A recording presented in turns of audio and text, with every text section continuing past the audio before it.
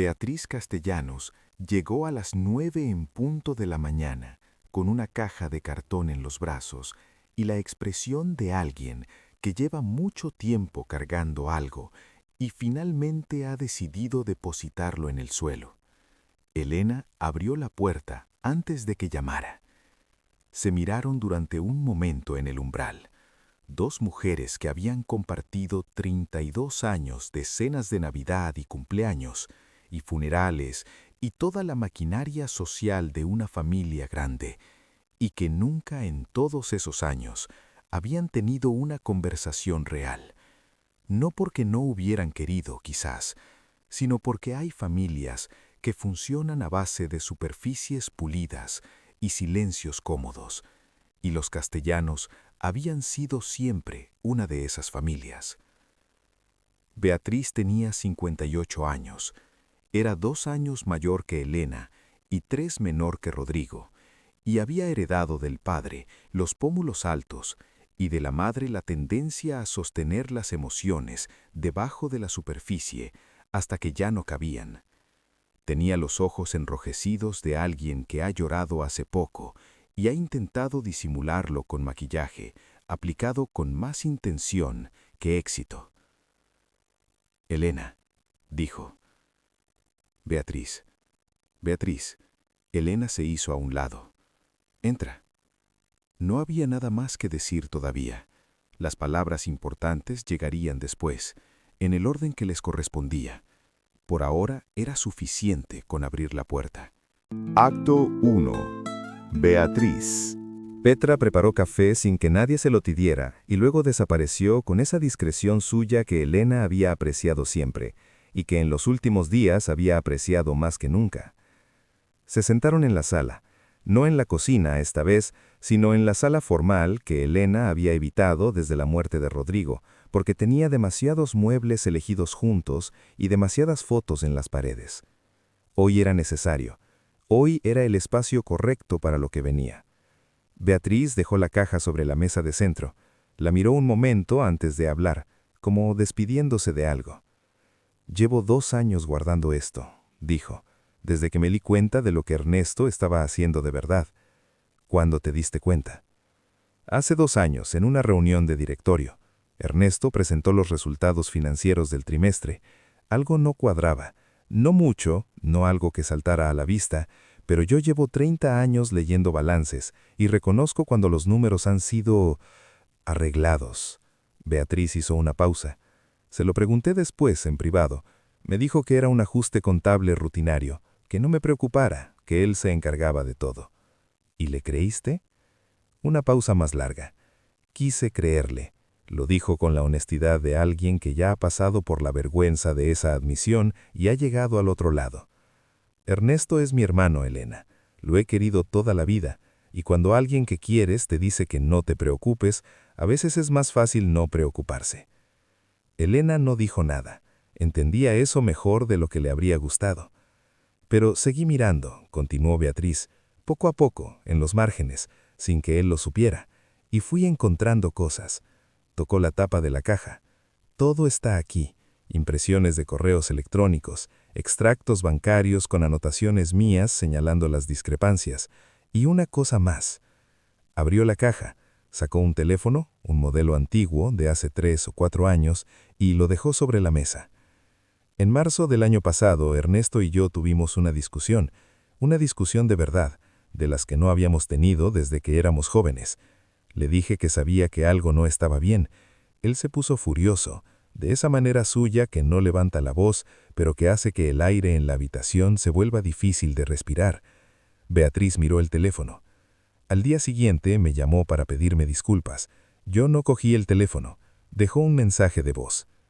¿Qué decía el mensaje? Beatriz cogió el teléfono.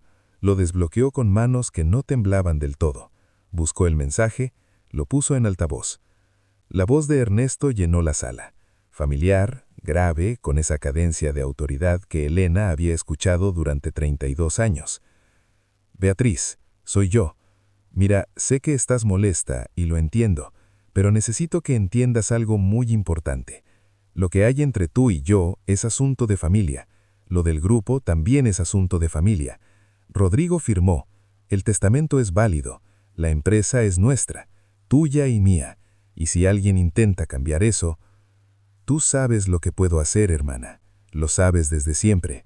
No me obligues a recordártelo. Beatriz apagó el mensaje. La sala estaba en silencio. Rodrigo firmó, repitió Elena despacio. Sí, Beatriz levantó los ojos. Cuando escuché eso, supe con certeza lo que ya sospechaba, que Rodrigo no había firmado ese testamento por voluntad propia. Una pausa, y supe que yo era parte del problema por haberme callado. Elena miró a su cuñada durante un momento largo. Vio en su cara lo que siempre había estado ahí y que quizás, ocupada en los ritmos de su vida, no había sabido ver. Una mujer que había pasado décadas siendo la hermana del hombre más imponente de la familia, aprendiendo a achicarse para que él tuviera más espacio, protegiéndose con el silencio, porque el silencio era lo más seguro que conocía. Beatriz, escúchame bien, tú no eres responsable de lo que Ernesto hizo. Eres responsable de haberte callado, y eso tiene un peso, y tú ya lo has cargado y lo seguirás cargando un tiempo, pero no eres cómplice. Eres otra persona a quien él convenció que el silencio era la única opción. Beatriz parpadeó. No respondió de inmediato. Cuando lo hizo, su voz era más pequeña que de costumbre. Tengo un hijo, Elena, Alejandro. Ernesto me dijo que si yo hablaba, se aseguraría de que Alejandro no volviera a trabajar en ninguna empresa seria de Jalisco. Alejandro tiene 34 años y una familia que mantener y... Lo sé. Elena cogió la mano de Beatriz sobre la mesa. Y vamos a proteger a Alejandro. Eso es parte de lo que el abogado está preparando. Una pausa. ¿Confías en mí? Beatriz la miró. Siempre confiaste en ti. Eso es lo que más me avergüenza, que confiara en ti y me callara de todas formas. Pues ahora no te callas. Elena apretó su mano y la soltó. Ahora hablas. Pasaron 2 horas revisando el contenido de la caja. Los documentos de Beatriz eran distintos de los de Sofía, donde Sofía tenía los números, las transferencias, la evidencia financiera fría y precisa. Beatriz tenía el contexto, los correos internos donde Ernesto daba instrucciones que no debían quedar en el sistema oficial, los mensajes entre Ernesto y Fuentes discutiendo la estrategia para el testamento, y el mensaje de voz, ese Rodrigo firmó, pronunciado con la naturalidad de quien habla de una victoria ya consolidada. Juntos, los 2 conjuntos de pruebas formaban algo que el licenciado Ramírez, cuando Elena lo llamó al mediodía, describió con una sola frase. Con esto, dijo Ramírez, no hay abogado en México que pueda defender a Ernesto Castellanos. Elena colgó y miró a Beatriz, que había escuchado la llamada desde el otro lado de la mesa. Bien, dijo Beatriz, y en esa única palabra había 32 años de silencio finalmente terminado. Acto 2. La mujer misteriosa. A las 2 de la tarde sonó el teléfono de Elena. Era Sofía. Elena cogió la llamada esperando una actualización rutinaria. ¿Cómo estaba? Si necesitaba algo. Confirmación de que seguía a salvo en casa de su prima en Tonalá. Lo que no esperaba era el tono de la voz de Sofía al otro lado, una mezcla de nerviosismo y algo que, si Elena tuviera que nombrarlo, llamaría orgullo. «Señora Castellanos», dijo Sofía, «necesito decirle algo que hice sin consultarle primero». Elena se levantó de la silla y fue a la ventana. «Dime». «Anoche fui a ver a Ernesto». El silencio que siguió duró exactamente 3 segundos. «Explícate», dijo Elena. Su voz no era enfado, era la voz de alguien que necesita información antes de decidir qué sentir. Llevaba días pensándolo. Ernesto sabe que existo, sabe que tengo documentos y sabe que tarde o temprano esos documentos van a llegar a donde tienen que llegar. Mientras eso pasa, yo soy un objetivo. Una pausa. Pensé que si me presentaba yo misma, si le ofrecía algo, podría conseguir 2 cosas: quitarme el blanco de la espalda y obtener algo que todavía no tenemos. ¿Qué le ofreciste? Le dije que estaba dispuesta a entregarle los documentos originales a cambio de dinero y de que me dejara marcharme, que estaba cansada, que tenía miedo, que solo quería desaparecer. La voz de Sofía era completamente tranquila. Le dije que si me pagaba, el problema desaparecía. ¿Y él te creyó? Me creyó porque quería creerme, porque era la solución más sencilla para él, y Ernesto siempre ha preferido las soluciones sencillas. Una pausa.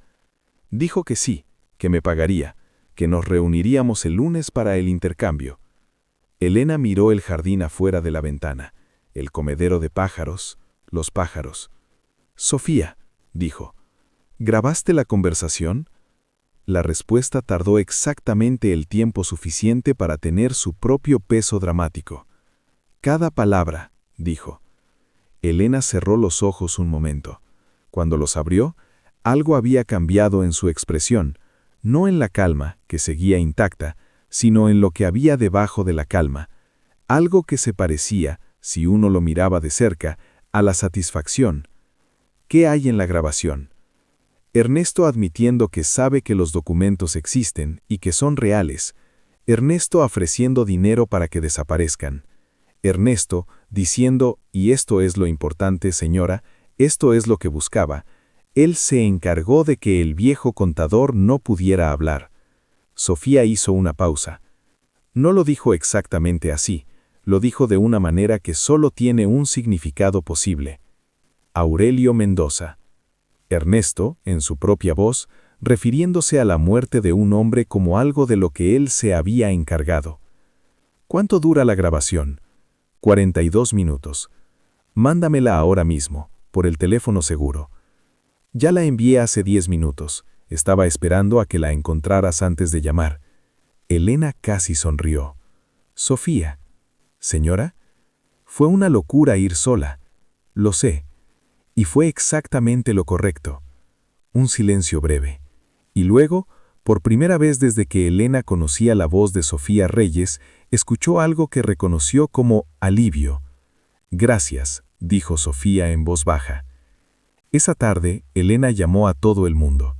A Ramírez primero, para contarle la grabación, para escuchar el silencio de 3 segundos de un abogado veterano procesando una pieza de evidencia excepcional, para confirmar que sí, que con esto el caso se volvía no solo ganable, sino inevitable. A Miguel después, que escuchó todo en silencio y al final dijo simplemente, «¿Cómo está usted, mamá?»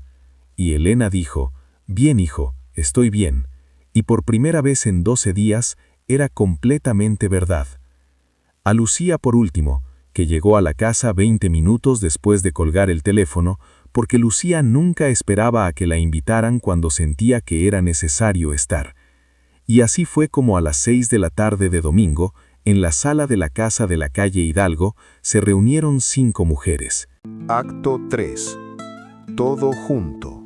Elena había puesto la mesa grande del comedor, la mesa que no usaban desde el entierro, la mesa de las cenas formales y los cumpleaños y los años de vida familiar acumulados en su superficie de madera oscura.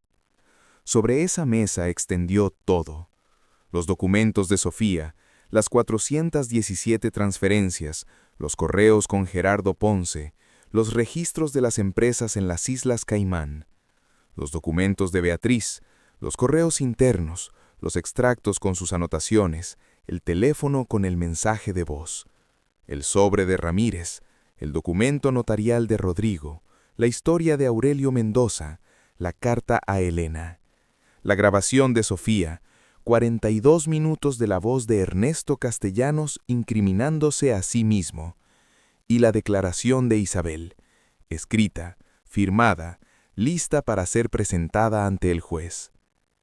5 mujeres miraron la mesa en silencio durante un momento.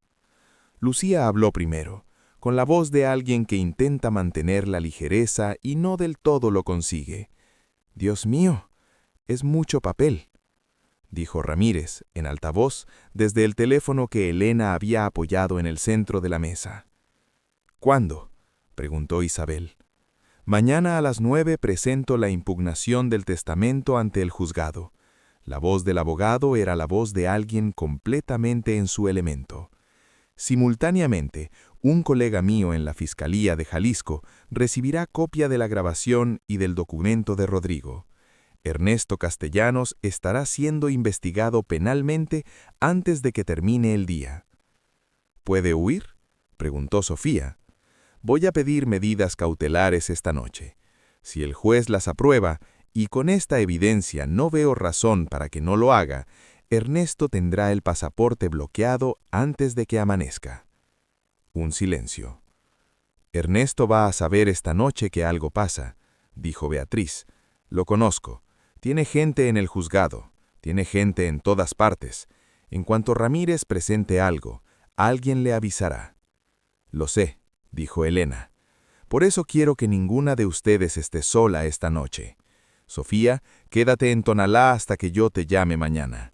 Isabel, ¿tienes dónde estar que Ernesto no sepa? Sí, una amiga. Bien. Beatriz. Me quedo aquí, dijo Beatriz. Lo dijo con una firmeza que no admitía discusión. Si te importa. Elena la miró. No me importa. Se miraron durante un momento, las dos cuñadas, las dos mujeres que habían pasado 32 años en los márgenes de la misma familia sin haberse encontrado de verdad nunca. Petra, dijo Elena, ¿puedes preparar la habitación de invitados?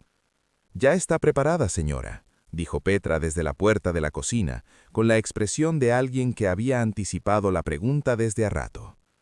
Después de que Sofía colgara e Isabel se marchara, después de que Ramírez terminara de dar sus instrucciones finales y Elena cerrara la llamada, las 4 mujeres que quedaron en la casa, Elena, Beatriz, Lucía, Petra, comieron juntas en la cocina.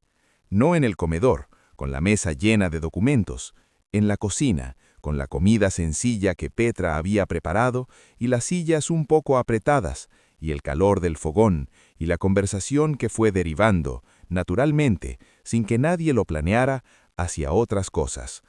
Hacia Rodrigo, los recuerdos buenos, los que existían antes de todo esto y que seguían existiendo después.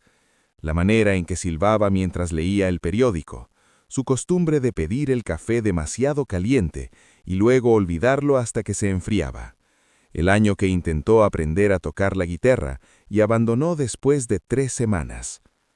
Hacia la madre de Beatriz y Rodrigo, una mujer que Elena había conocido solo en sus últimos años, cuando ya era mayor y estaba enferma, pero que había tenido, según Beatriz, una dureza y una ternura que sus 3 hijos habían heredado en proporciones muy distintas. Hacia otras cosas, hacia la vida, que seguía existiendo debajo de todo esto, que seguiría existiendo después.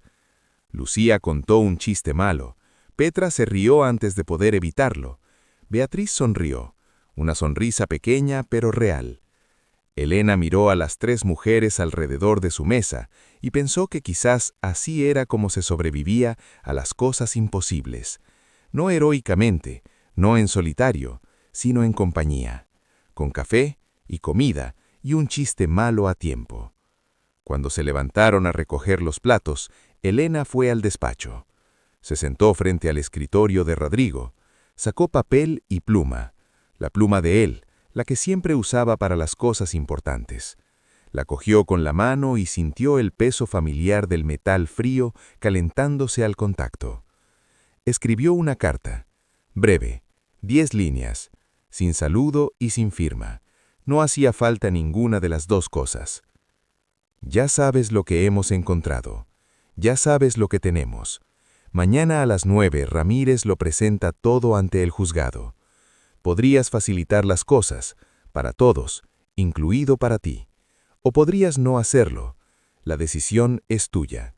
Pero sepas que ya no hay ninguna decisión que cambie lo que va a pasar. Elena. La dobló, la metió en un sobre, escribió el nombre en el frente con la misma letra clara y ordenada con que había escrito toda su vida. Ernesto Castellanos. Llamó a un mensajero, lo envió esa noche. A las 11 de la noche, en el despacho del último piso del Grupo Castellanos, Ernesto Castellanos leyó la carta de Elena. La leyó una vez, la leyó 2 veces, la dejó sobre el escritorio. Se quedó quieto durante un momento largo. Ese hombre que había pasado toda su vida siendo el más poderoso en cualquier habitación, que había aprendido desde niño que el mundo se dividía en los que actúan y los que son actuados, que había construido su fortuna y su posición sobre la convicción de que los problemas tienen solución si uno está dispuesto a hacer lo necesario. Cogió el teléfono. Marcó un número. Respondieron al primer tono. «El plan cambió», dijo Ernesto. Su voz era completamente plana, el tono de un hombre que ha tomado una decisión y ya no está procesando si es correcta, solo ejecutándola. «Necesito una solución antes del lunes por la mañana». «¿Qué tipo de solución?», dijo la voz al otro lado. Una pausa. «Permanente», dijo Ernesto. El silencio que siguió duró 3 segundos. «Eso va a costar más», dijo la voz. «No me importa lo que cueste». Otra pausa. «¿A quién?», preguntó la voz. Ernesto miró la carta sobre el escritorio. Miró el nombre escrito en el sobre vacío. «Ya lo sabes», dijo. En la casa de la calle Hidalgo, Elena Castellanos apagó la luz del despacho y subió a su dormitorio. Se sentó en el sillón de Rodrigo. Cerró los ojos. No sabía lo que Ernesto acababa de decidir. No podía saberlo. Lo que sí sabía, lo que sentía con esa certeza que a veces llega sin razón aparente, como una mano en el hombro en un momento oscuro, era que mañana iba a ser el día más importante de su vida y que estaba lista.